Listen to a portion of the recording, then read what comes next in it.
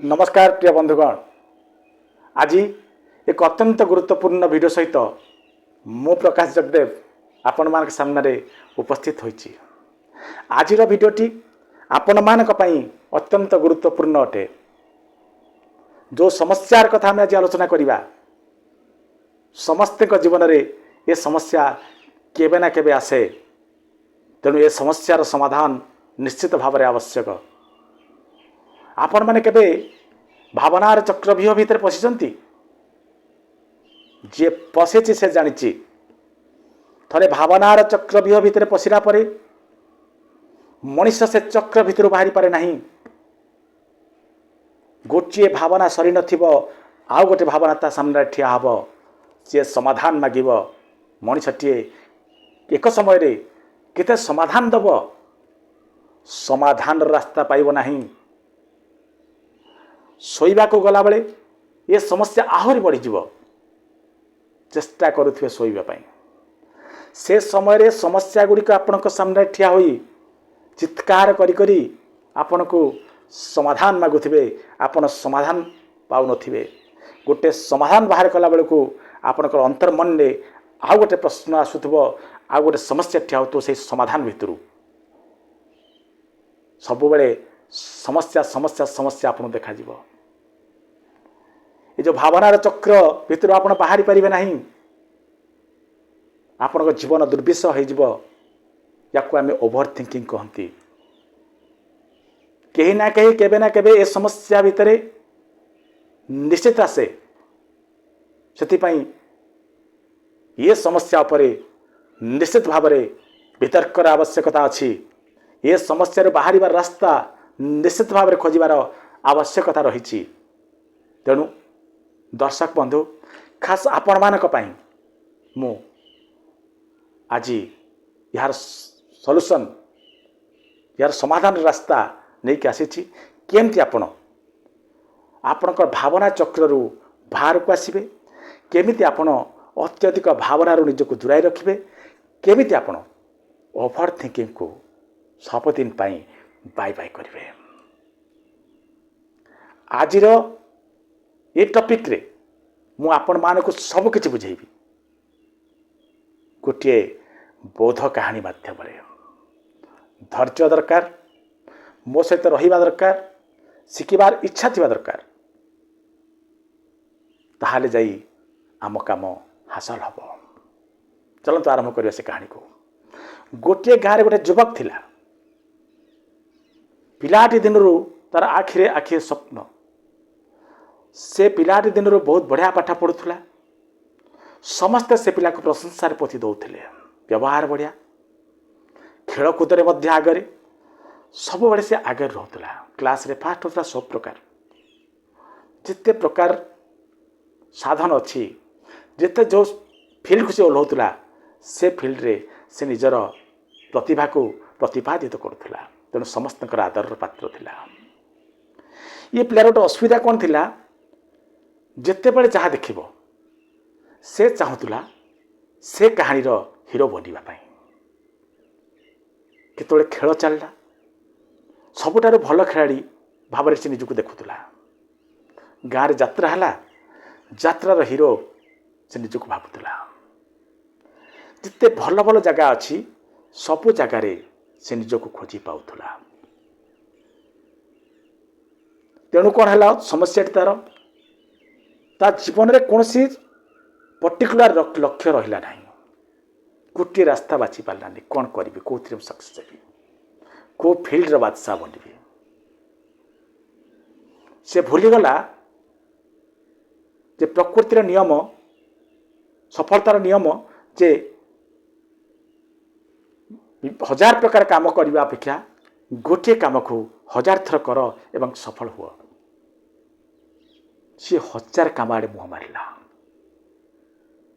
जहाँ फल से कौन सी सफलता पाई पारा ना। दिन पर दिन बीती चलला। बयस ताकू आसी 26-27 धरला। वर्तमान सुधा से वास्तविक जीवन प्रकृत रास्तार पादटीए आगे पारे ना। फलस्वरूप ସବୁଆଡ଼େ ସମାଲୋଚନାର ପାତ୍ର ହୋଇଛି। ଘରେ ବାହାରେ ସାଙ୍ଗସାଥିରେ ସବୁଠି ସତେ ଯେମିତି ସେ ରିଜେକ୍ଟେଡ୍ ହୋଇଯାଇଛି।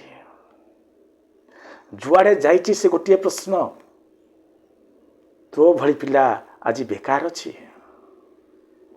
ଏକଥା ଶୁଣି ଶୁଣି ଶୁଣି ଶୁଣି ଏକ ସମୟ ଆସିଛି ଯେତେବେଳେ ସେ ନିଜକୁ ନିଜେ ଧରି ନେଇଛି ଯେ ମୁଁ ଜଣେ ଅସଫଳ ମଣିଷ। ଏହାପରେ ଆରମ୍ଭ ହେଇଛି ତାର ଓଭର ଥିଙ୍କିଂ। ଯେଉଁଠି ବସିଛି ସେଠି ଭାବିଛି ମୁଁ ଥିଲି କ'ଣ, ହେଲି କ'ଣ। ଜୀବନରେ ଯାହା ଯାହା ଭୁଲ ମାନ କରିଛି ସବୁ ଭୁଲର ତର୍ଜମା କରି କରି ଚାଲିଛି। ମୋ ଜୀବନ ବେକାର ହେଇଗଲା, ମୋ ଜୀବନ ସରିଗଲା, ଆଉ କିଛି ହେବାର ନାହିଁ। ଯେତେବେଳେ ଶୋଉଛି, ବସୁଛି, ଉଠୁଛି, କେତେବେଳେ ଅତୀତକୁ ଚାଲି ଯାଉଛି, କେତେବେଳେ ଭବିଷ୍ୟତକୁ ଚାଲି ଯାଉଛି। ପେଣ୍ଡୁଲମ୍ ଭଳିଆ ସେ କେତେବେଳେ ଅତୀତରେ ଅଛି ତ କେତେବେଳେ ଭବିଷ୍ୟତରେ ଅଛି, ଏମିତି ଦୋହଲୁଛି। କିନ୍ତୁ ତା ପାଖରେ ସମୟ ନାହିଁ ବର୍ତ୍ତମାନରେ ରହିବା ପାଇଁ। ପେଣ୍ଡୁଲମ୍ ଯେତେବେଳେ ଘୁରେ ଏପଟୁ ବାଁରୁ ଡାହାଣକୁ ଯାଏ, ଏ ମଝିରେ କେତେ ସମୟ ରହେ? ବାଁ ପଟ ହେଲା, ଏପଟ ହେଲା ଅତୀତ, ରାଇଟ୍ ସାଇଡ୍ ହେଲା ଭବିଷ୍ୟତ, ମଝିରେ ଯେଉଁ ଜାଗାଟି ବୁଲିଲା ବେଳେ ଏମିତି ସେ ଜାଗାଟି ହେଉଛି ବର୍ତ୍ତମାନ। ବର୍ତ୍ତମାନ କେତେ ସମୟ ରହେ? ରହିପାରେ ନାହିଁ। କେତେବେଳେ ଅତୀତରେ ଘୁରୁଥାଏ ତ କେତେବେଳେ ଭବିଷ୍ୟତରେ ଘୁରୁଥାଏ। ଏତେ ଡିପ୍ରେସନକୁ ଚାଲିଗଲା ଯେ ସେ ଖାଇବା ପିଇବା ଭୁଲିଗଲା। ଦିନକୁ ଦିନ ସେ ଦୁର୍ବଳ ହେଇଗଲା। କିଛି ତାକୁ ଭଲ ଲାଗିଲା ନାହିଁ। ଦିନେ ସେ ବହୁତ ଦୁଃଖ ମନରେ ଗୋଟିଏ ଗାଁର ମନ୍ଦିର ସେଠି ଯାଇ ବସିଛି। ଏ ସମୟରେ ତାର ଗୋଟେ ସାଙ୍ଗ, ପିଲାଦିନର ସାଙ୍ଗ, ସେ ଭେଟ ପଡ଼ିଛି। ଆରେ ଚେହେରା ଦେଖି ହ୍ୟାଣ୍ଡସମ୍ ଚେହେରା ଥିଲା। ଆଜି ପୁରା ଜରାଜୀର୍ଣ୍ଣ ଚେହେରା ଦେଖିକି ସେ ସାଙ୍ଗଟି ତା ପାଖକୁ ଆସିଛି ଏବଂ ପଚାରିଛି, ମୁଁ ତ ଗାଁରେ ରହୁନି, ଆରେ ତୋ ଖବର କ'ଣ? ସବୁ କଥା ଏ ପିଲାଟି ଏ ସାଙ୍ଗ ଆଗରେ କହିଛି। ଏହାପରେ ସାଙ୍ଗଟି ତାକୁ କହିଛି, ଆରେ ତୁ ଯେଉଁ କହୁଛୁ ମୋତେ ଓଭର ଥିଙ୍କିଂ ହେଉଛି, ମୁଁ ଓଭର ଥିଙ୍କିଂରୁ ବାହାରି ପାରୁନି। ଓଭର ଥିଙ୍କିଂରେ କିଛି ଲାଭ ମିଳେ ନାହିଁ। କିଛି ଲାଭ ମିଳେ? କହିଲା, ମୁଁ ସବୁ ଜାଣିଛି, ମୁଁ କ'ଣ ଚାହୁଁନି ଓଭର ଥିଙ୍କିଂରୁ ବଞ୍ଚିବା ପାଇଁ, କିନ୍ତୁ ଯେତେ ଚେଷ୍ଟା କଲା ପରେ ମଧ୍ୟ ମୁଁ ସେ ଓଭର ଥିଙ୍କିଂର ଚକ୍ରବ୍ୟୁହରୁ ବାହାରି ପାରୁନାହିଁ। ଏହାପରେ ଏଇ ସାଙ୍ଗ ଜଣ କହିଲା, ଆରେ ତୁ ଗୋଟେ କାମ କରିବୁ, ଆମ ଗାଁକୁ, ମାନେ ଆଙ୍କ ଗାଁ ଅଲଗା ଗାଁ, ଏମାନେ ଏକାଠି ସ୍କୁଲରେ ପାଠ ପଢ଼ୁଥିଲେ ସିନା, କିନ୍ତୁ ଏମାନଙ୍କର ଗାଁ ଅଲଗା ଅଲଗା। ଯେ ଆମ ଗାଁର ଗୋଟେ ମନ୍ଦିରରେ ଜଣେ ବୌଦ୍ଧ ସନ୍ନ୍ୟାସୀ ରହୁଛନ୍ତି, ଏଇ ଅଳ୍ପ ଦିନ ପାଇଁ ଆସୁଛନ୍ତି। ବହୁତ ଜ୍ଞାନ ତାଙ୍କ ପାଖରେ। ସେ ବୌଦ୍ଧ ସନ୍ନ୍ୟାସୀ ଜଣକ ଉଚ୍ଚ ଶିକ୍ଷିତ। ସେ ନିଶ୍ଚିତ ଭାବରେ ତାଙ୍କର ଜ୍ଞାନ ବଳରେ ତୋତେ ଓଭର ଥିଙ୍କିଂରୁ ବାହାର କରିଦେବେ। ମର୍ତ୍ତା କ୍ୟା ନ କର୍ତ୍ତା। ଏ ପିଲାଟି ସାଙ୍ଗେ ସାଙ୍ଗେ କ'ଣ କରିଛି, ବାହାରିଛି ସେ ବୌଦ୍ଧ ସନ୍ନ୍ୟାସୀଙ୍କ ପାଖକୁ।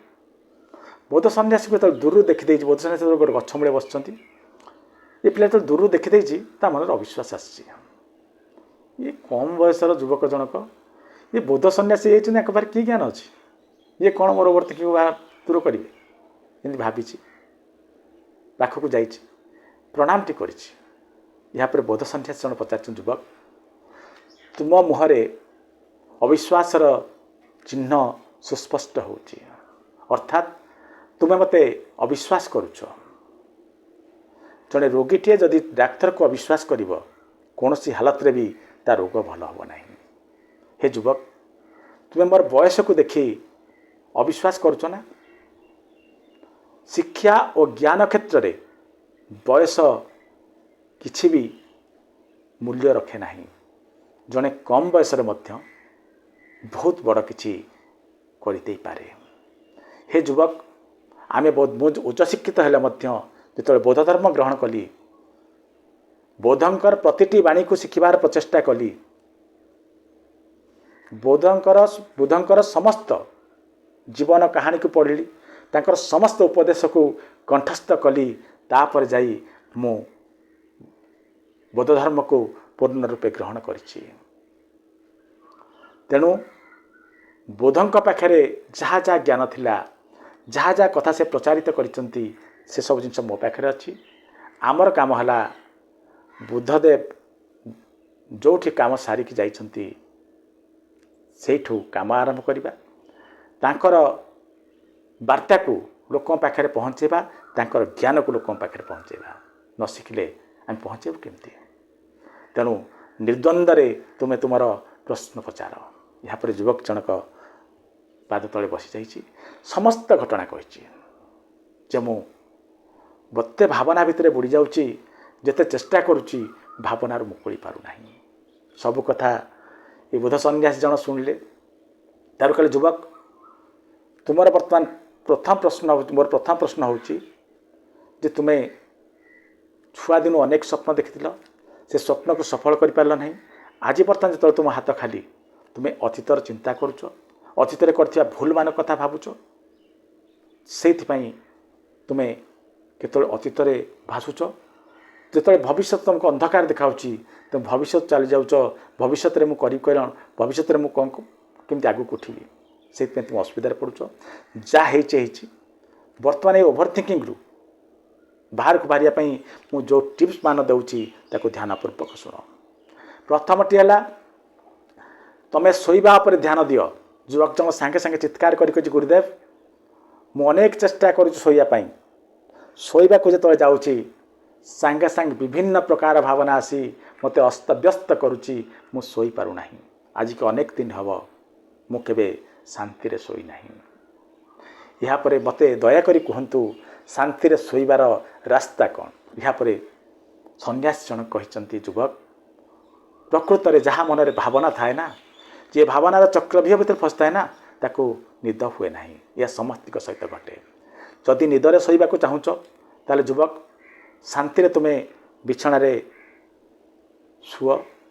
ଯେତେବେଳେ ଶୋଉଛ ସେତେବେଳେ କ'ଣ କରିବ, ଆଖି ବୁଜି ଉପରକୁ ଅନେଇ ଶୁଅ, ଚିତ୍ ଶୁଅ ଏବଂ ନିଜ ଶ୍ୱାସ ଉପରେ ଧ୍ୟାନ ଦିଅ। ଶ୍ୱାସ ଉପରେ ଧ୍ୟାନ ଦେଲେ କ'ଣ ହେବ, ତୁମ ମନ ଭିତରେ ଯେଉଁ ଭାବନା ଅଛି, ଭାବନା ଚକ୍ର ଅଛି, ସେ ଚକ୍ର ବନ୍ଦ ହେବ, ତୁମେ ଟିକେ ଶୋଇପାରିବ। ଯଦି ସେମିତି ନ ପାରୁଛ ତାହେଲେ ଦ୍ୱିତୀୟ ଉପାୟଟି ମନେ ରଖ ଯୁବକ, 100 ଠାରୁ 1 ପର୍ଯ୍ୟନ୍ତ ଉଲ୍ଟା ଭାବରେ ଗଣି ଚାଲ। 100, 99, 98, 97 ଏମିତି ଗଣିଲା ବେଳକୁ କ'ଣ ହେବ, ତୁମ ଭାବନା ତୁମ ମନ ଭିତରକୁ ଆସିବନି। କାରଣ ତୁମେ ଉଲ୍ଟା ଗଣୁଛ ମାନେ ତୁମ ମସ୍ତିଷ୍କ ସେ ଜାଗାରେ ରହିଲା। 1, 2, 3, 4 ହେଲେ ତୁମେ ମନକୁ ମନ ଗଣି ଦେଇପାରିବ, ତୁମ ମାଇଣ୍ଡ ଯିବା ଦରକାର ନାହିଁ। ଯେହେତୁ ଉଲ୍ଟା ଗଣୁଛ, ମାଇଣ୍ଡର ସମ୍ପୂର୍ଣ୍ଣ ରୂପେ ତୁମ ମସ୍ତିଷ୍କ ଗଲା କେଉଁଠିକି, ସେ ଉଲ୍ଟା ଗଣା ଉପରୁ। ତେଣୁ ତୁମେ ଆଉ ଯେଉଁ ବାଜ୍ୟ ଚିନ୍ତାଧାରା, ତୁମ ଭାବନା ତୁମ ମନକୁ ଆସିବ ନାହିଁ। 2ଟି ସାଇକେଲ କିମ୍ବା 3ଟି ସାଇକେଲ କରିନଥିବ, ତୁମକୁ ନିଦ ହୋଇଯିବ। 5-6 ଘଣ୍ଟା ଶୋଇବା ଆବଶ୍ୟକତା ଅଛି। ଶୋଇବା ଗୋଟେ ସାଧାରଣ ଜିନିଷ ନୁହଁ। ଶୋଇଲେ ତୁମ ଦେହରେ ନୂଆ ଉର୍ଜା ଆସିବ, ତୁମର ଯେଉଁ ରିପେୟାର ୱାର୍କ ହେବ ତୁମ ବଡ଼ିର, ବହୁତ କିଛି ଫାଇଦା ଶୋଇବାରେ। ନ ଶୋଇଲେ ତୁମେ ଯେଉଁ ଭାବନାର ଚକ୍ରକୁ କେବେ ବି ଭାଙ୍ଗି ପାରିବ ନାହିଁ। ମୁଁ ଯାହା କହିଲି ସେୟା କର ଏବଂ ଶାନ୍ତିରେ ଶୁଅ। ଏହାପରେ ଦ୍ୱିତୀୟଟି କଥା ହେଲା, ଭାବନାକୁ ବୁଝନ୍ତୁ।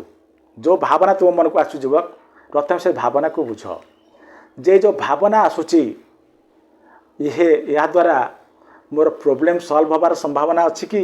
ମୁଁ ଯେଉଁ ଭାବନାକୁ ନେଇ ବ୍ୟସ୍ତ ବିବ୍ରତ ହେଉଛି, ଦ୍ୱାରା ମୋର ସାଧିତ କ'ଣ ହେବ? ମୁଁ ଯେଉଁ ଭାବନାକୁ ଧରିକି ବସିଛି, ସେ ଭାବନା ଦ୍ୱାରା ମୁଁ ତ ପାଗଳ ବନିବି। ସେ ଭାବନା ଭାବି ଲାଭ କ'ଣ? ଏ ଭାବନା ଦ୍ୱାରା ଯଦି ମୋ ପ୍ରୋବ୍ଲେମ୍ ସଲ୍ଭ ହେବାର ଅଛି, ସମାଧାନ ହେବାର ଅଛି, ତାହେଲେ ସେଇ ଭାବନାକୁ ଧର, ଅନ୍ୟ ସବୁ ଭାବନାକୁ ଦୂରେଇ ଦିଅ। ଯଦି ଖାଲି ପ୍ରୋବ୍ଲେମ୍ର କଥା ଭାବୁଥାଅ, ପ୍ରୋବ୍ଲେମ୍ର ଆଉଟକମ୍ କଥା ଭାବୁଥାଅ, ତାକୁ ଛାଡ଼। ଖାଲି ପ୍ରୋବ୍ଲେମ୍ର ସଲ୍ୟୁସନ୍ କଥା ତୁମେ ଚିନ୍ତା କର, ସମୟ ବିତାଅ। ଯଦି ଉଲ୍ଟାପାଲ୍ଟା ଚିନ୍ତା ଆସୁଛି ତାକୁ ସାଙ୍ଗେ ସାଙ୍ଗେ ଛାଡ଼। ଯଦି ତୁମେ ଟିକେ ସତର୍କ ରହିଲ ଯେ ମୁଁ ଯାହା ଭାବୁଛି, ଯେତେବେଳେ ଯାହା ଭାବନା ଆସୁଛି, ଏ ଭାବନା ଦ୍ୱାରା ମୋର ଲାଭ କ'ଣ ହେବ? ମୁଁ ଅତୀତକୁ ଫେରିପାରିବି ନାହିଁ, ଅତୀତକୁ ସଜାଡ଼ି ପାରିବି ନାହିଁ। ତେଣୁ କାହିଁ ସେ କଥା ଭାବିବି? ଭବିଷ୍ୟତ ଆଗକୁ ଅଛି। ମୁଁ ବର୍ତ୍ତମାନକୁ ଯଦି ଠିକ୍ କରିବି ତାହେଲେ ଭବିଷ୍ୟତ ମୋ ନିଶ୍ଚିତ ଭାବରେ ଉଜ୍ଜ୍ୱଳ ହେବ। ତେଣୁ ମୁଁ ଭବିଷ୍ୟତ କଥା କାହିଁ ଉପରକୁ ଯିବି? ବର୍ତ୍ତମାନ ପରିସ୍ଥିତିକୁ ମୋର ଠିକ୍ କରିବାର ଅଛି, ବର୍ତ୍ତମାନ ଯାହା କରିବାର ଅଛି କରିବି। ଯଦି ଏପରି ଚିନ୍ତାଧାରା ତୁମ ମନକୁ ଆସିଲା, ଭାବନା ଦୂରେଇଲା।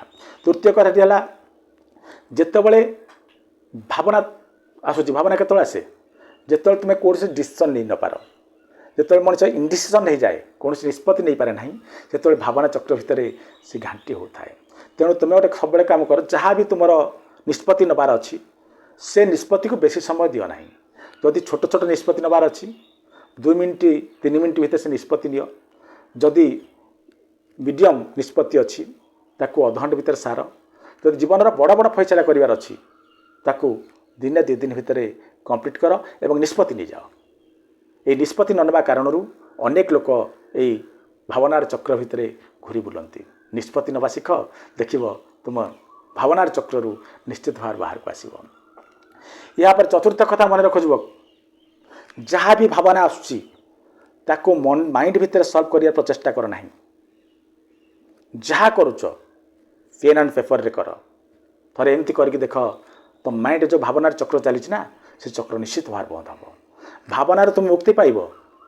जहाँ तुम सल्यूशन प्रोब्लेम आसूची जो भावना तुम मन को आसूची से भावना गुड़ी तुम लिख गोटे कागज रे। मन को पचार जे प्रकृत समस्या कौन, यार छोर समस्या ऊपर ध्यान दिया ना।